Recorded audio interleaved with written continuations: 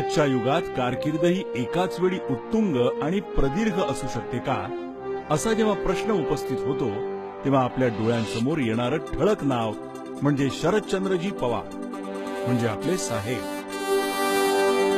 Today, India is the second largest producer of wheat and rice in the world, and converting the country from a net importer to net exporter.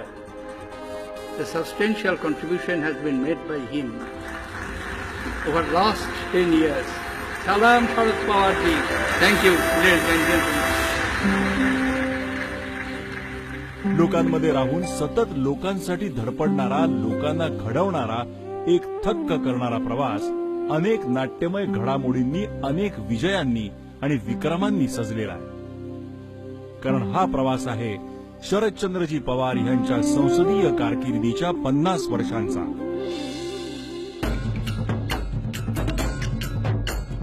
ह्या प्रवासाचा श्री गणेशा झाला तो महाविद्यालयातील विद्यार्थी संघटनेचा प्रमुख बनून.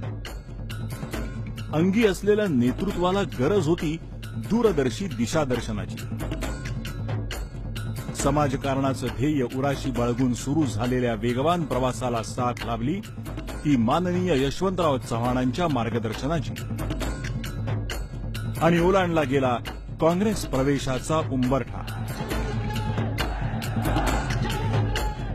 काँग्रेसमधील हा प्रवेश म्हणजे नांदी होती एका पर्वाची, ज्या पर्वाचं नाव होतं शरद पवार पर्व. या पर्वाची सुरुवात झाली बारामतीच्या विकासानं. बारामतीच्या विकासानं जगभराच्या नजरा बारामतीवर खिळल्या आणि ह्याच विकासानं महाराष्ट्राला दिला एक तरुण तडफदार आमदार.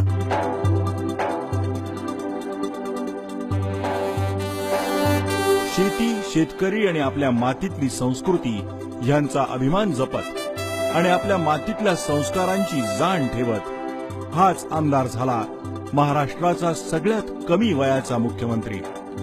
वय वर्ष अवघ 38. मैलावर बोली भाषांनी बदलत जाणारा महाराष्ट्र कानाकोपऱ्यातून जाणणारा होता हा मुख्यमंत्री. राजकारणाबरोबरच कला, साहित्य, क्रीडा आणि रंगभूमीची जाण असणारा होता हा मुख्यमंत्री. आणि म्हणूनच स्वागताध्यक्ष असो वा उद्घाटक, सत्तास्थानी असो वा विरोधी बाकांवर गौरवाने आणि आदराने महाराष्ट्राच्या विविध क्षेत्रांनी बहाल केलेलं प्रत्येक पद त्याने मानाने नाही तर अभिमानाने भूषवलं. अमल करो ऐसा अमन में, जहां से गुजरे तुम्हारी नजरे वहां से तुम्हें सलाम है. आज शरदराव जी का जीवन देखते हुए लगता है कि जहां भी उनकी नजर गुजरेगी सब दूर से उनको सलाम आएगी. आई ती शेवटी आईच. देशातील अगणित मातांची अभिमानाने मान उंचावेल अशी एक महत्वाची घटना त्यांनी करून दाखवली. तो होता कर्तृत्वाच्या शिरपेचातील महत्वाचा तुरा, अर्थात महिला विधेयकाची मंजुरी. शेती, उद्योग, बँकिंग, आरोग्य आणि शिक्षण अशा प्रत्येक पातळीवर महाराष्ट्र गगनभराऱ्या मारू लागला आणि ह्याच करिश्म्याची राष्ट्रीय पातळीवर पुनरावृत्ती करायला आमंत्रण आलं दिल्लीचं. आणि हीच वेळ होती राष्ट्र उभारणीत मोलाच्या कामगिरीच्या योगदानाची. आणि तिथेही शरद पवार ह्या नव्या पर्वाला सुरुवात झाली, कारण तिथे मिळालं देशाचं संरक्षण मंत्रीपद. पुन्हा धावला सह्याद्री हिमालयाच्या मदतीला आणि मग सुरू झाली चतुरस्र प्रगतीची विजयी घोडदौड. मंत्रिपद कुठलंही असो, शरद पवार हा परिसस्पर्श ठरला. आज मागे वळून सिंहावलोकन करताना अभिमान वाटावा अशाच निर्णयांनी इतिहास रंगवणारा अवलिया नेता ठरला शरदचंद्र पवार.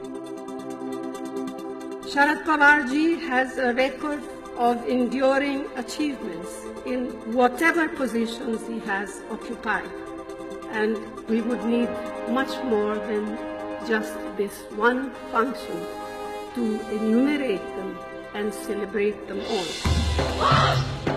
मग निर्णय सैन्यातील महिलांच्या प्रवेशाचा असो किंवा मराठवाडा विद्यापीठाच्या नामांतराचा असो, प्रत्येक निर्णयाची नोंद इतिहासाने घेतली. या इतिहासात अन्नधान्य उत्पन्नाचे विश्वविक्रम होते, फळं, भाजीपाला आणि दूध उत्पन्नांचे विश्वविक्रम होते. आव्हानांसमोर दंड थोपटून उभा राहतो तोच खरा योद्धा.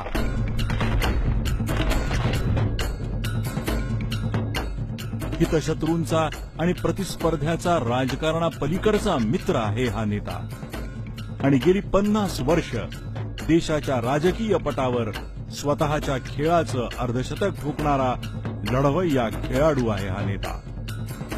राष्ट्रीय आंतरराष्ट्रीय संस्थांकडून गौरवलेला, कित्येक डीलिट पदव्यांनी सन्मानित झालेला, स्वतः एक संस्था झालेला हा नेता.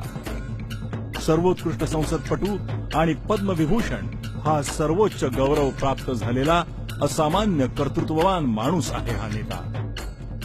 आपल्या देदीप्यमान कारकिर्दीने भारतीय राजकारणाची 50 वर्ष ऐतिहासिक करणाऱ्या शरदचंद्र पवार यांना मानाचा मुजरा.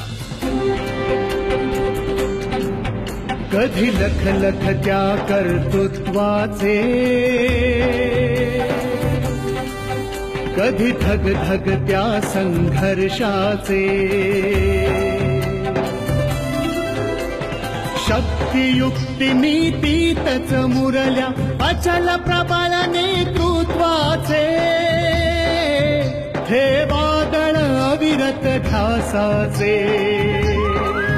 हे वादळ अविरत ध्यासाचे, हे वादळ अविरत ध्यासाचे.